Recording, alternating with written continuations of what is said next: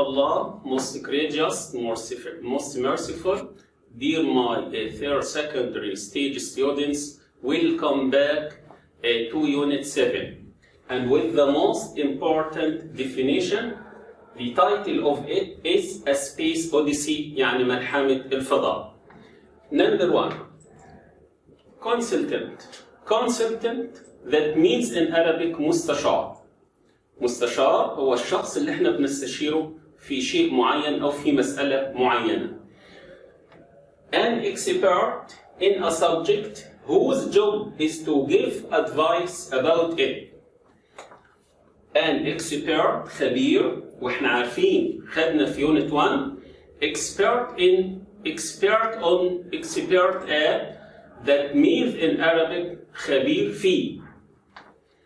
A subject موضوع whose job وظيفته is to give advice about it.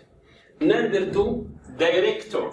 Director that means in Arabic مخرج أو مدير. Someone who decides how a play, film, etc. should be made. هو اللي بيقرر ازاي الفيلم أو المسرحية تتعمل. Number 3, physics. Physics اللي هو علم الفيزياء أو مادة الفيزياء. طيب. The science that deals with the structure of objects. The science that deals with the structure of objects. Number 4, radar. Radar that means in Arabic الرادار. Equipment or equipment that finds the position of things using radio waves. Equipment that find the position of things using radio waves. Technican. Technican that means in Arabic فني. Someone who does practical work in science or technology. Foundation. Foundation that means in Arabic مؤسسة. Foundation, an organization that gives or collects money to be used for special purposes.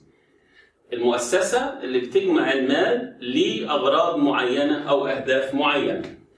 Emergency, حالة طارئة, an unexpected and dangerous situation that must be dealt with immediately. موقف طارئ لازم نتعامل معاه في الحال أو بسرعة. Be about to, على وشك أن. Something is about to happen. Something is about to happen. Interrupt. Interrupt that means in Arabic يقاطع.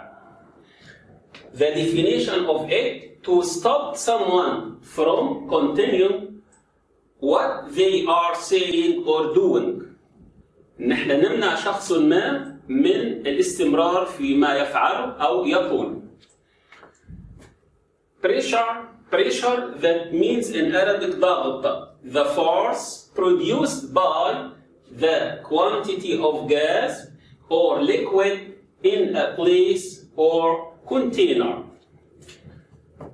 Controls. Controls أجهزة التحكم in Arabic. The things that you press or turn to make a machine, vehicle, television, etc. work or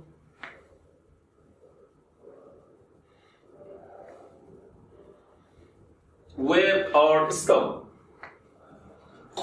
And now let's move to the most important language notes. أهم الملاحظات اللغوية on Unit 7 أو على الوحدة السابعة. Number 1, about. About that means in Arabic حوالي أو تقريبا. ونستخدمها لما أكون I am not sure. أنا مش متأكد من الشيء بالضبط.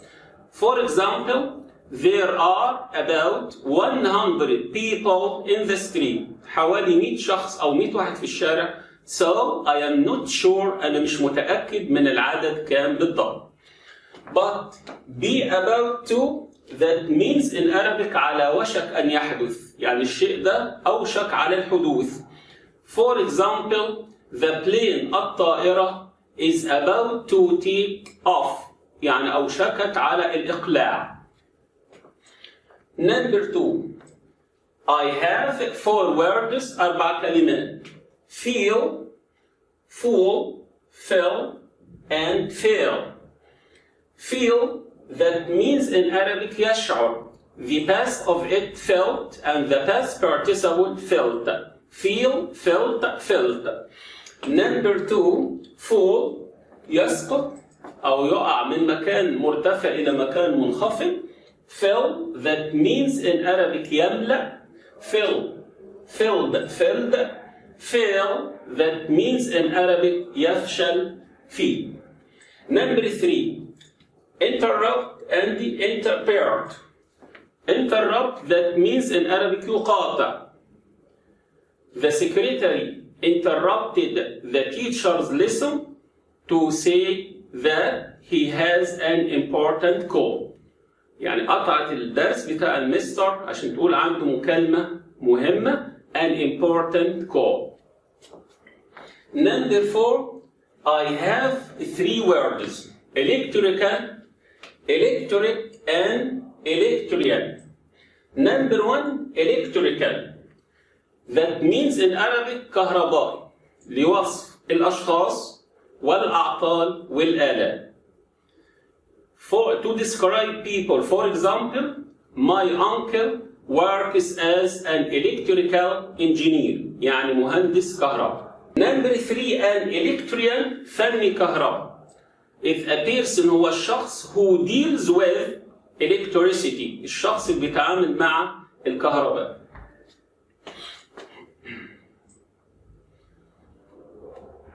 And now let's move to the third part of Unit 7, the complement of passive in past simple, past continuous, present perfect, and past perfect.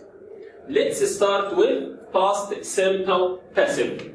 The form of it: object plus was or were plus past participle. And in the negative form, we put not between was or were and the past participle.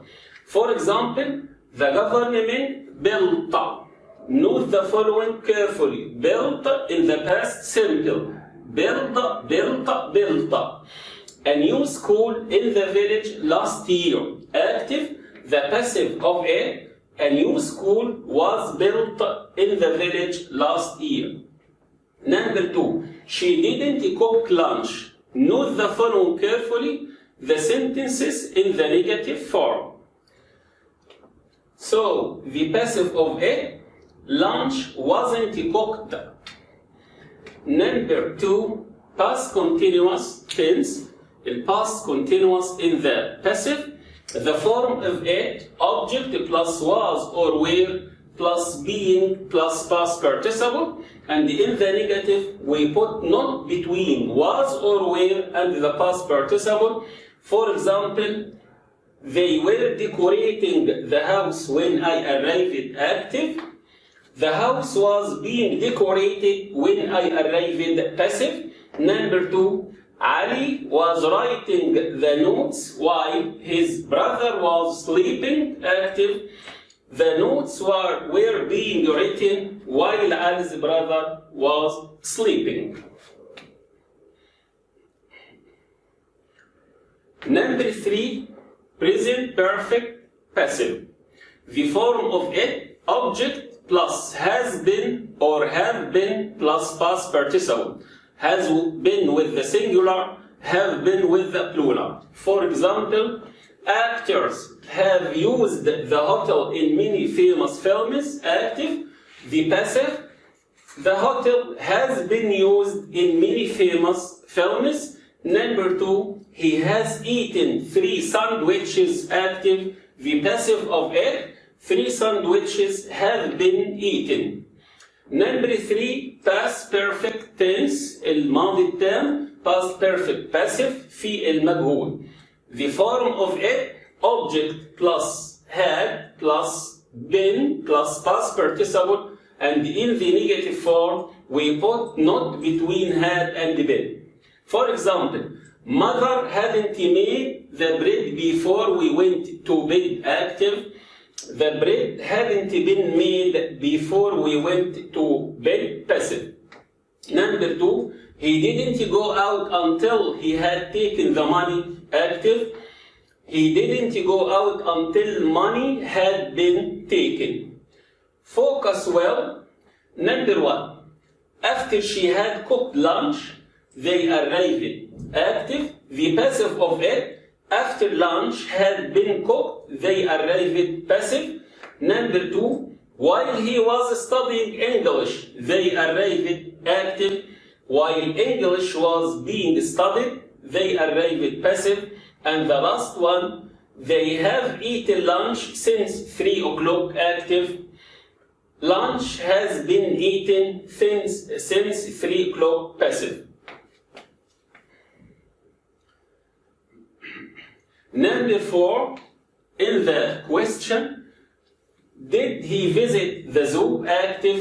Was the zoo visited? Passive. And the at last we have a kind of past if the sentences started with people said, people alleged, people thought, people consider.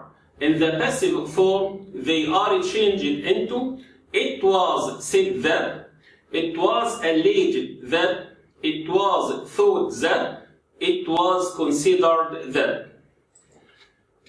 Thank you and goodbye, and see you later in Unit 8, my dear students.